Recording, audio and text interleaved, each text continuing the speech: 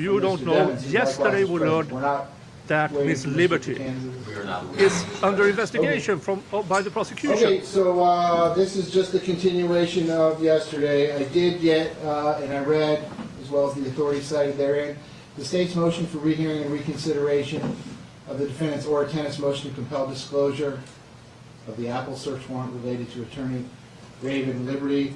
I don't know that I actually conducted a formal hearing. I just asked the state to turn over a copy of the search warrant and affidavit. Ms. Counsel, let me ask you this. I read your authority.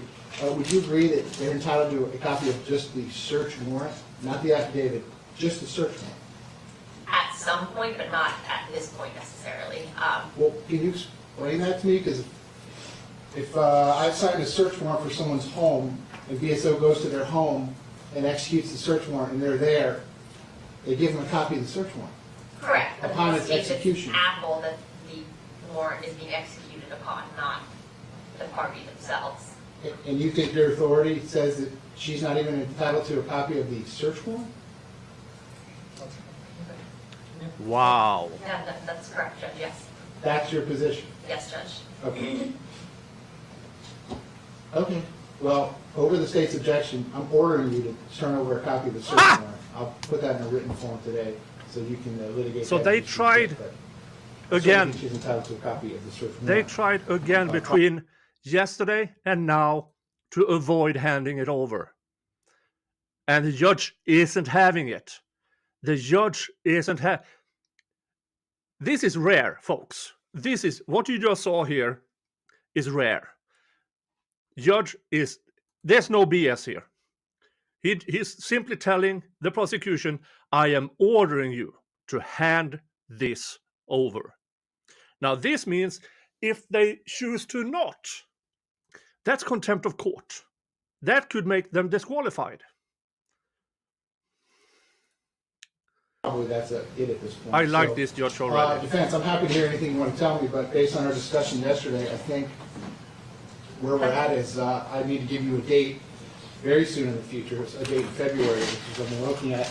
And at that point in time, you're going to have to come back in here and tell me, and I'm going to have a discussion with Mr. Demons. I'm going to start that discussion this morning so he understands that he's the captain of the ship. This is his decision, but he's going to have to tell me if he wants Ms. Liberty to continue to be his lawyer or not. He's going to have to tell me if he wants all of you to continue to be his lawyers or not, or he's going to have to tell me that he's going to seek other counsel, but I think that needs to happen sooner rather than later.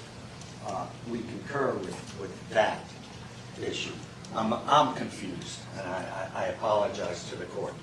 Is the court entertaining this motion for reconsideration and not? There was no motion or ruling. I think she's entitled to I think, listen, Mr. Demons is entitled to heightened due process. The state is seeking the death penalty. It is very clear that one of his lawyers is under investigation right now. Okay. He is entitled to have as much information as I have the ability to give him before he has to make a decision.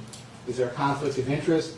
Does he want to waive that conflict of interest and continue with that lawyer as part of his representation? Or does he not? Does he want the lawyer to withdraw? And again, the four Supreme Courts have been very clear on this. He's the captain of the ship. Absolutely. He makes this decision. So if there was, again, I'll repeat what I said, I think, to Mr. Aronson yesterday, if you all had some other authority that says I have some additional power to assist in the fact-finding here, I would hear what the state has to say about it, but I would probably be inclined to do that. But my inherent authority, or citing the U.S. Constitution, although I very strongly believe in the U.S. Constitution, this is a, I'm not involved in this. The underlying facts that are going to make a determination is whether there's a conflict and what Mr. Demons wants to do. This is completely 100% a decision between himself and his lawyers. I don't have anything to do We're with it. not disputing that. So I don't know what else I can do at this point. You've asked me to press pause on all these motions. I'll press pause. I'm not going to move this trial date. This trial is going forward in September. So if these motions are heard next month, or they're heard in March, or they're heard in August, or they're heard contemporaneously during his trial, which again would not be the most ideal way to do things, but that's what ends up happening, that's what ends up happening. But the one thing I can tell you is not going to happen is someone that has been in custody for 2,160 days, his trial is not going to be delayed under any circumstance. Thank you.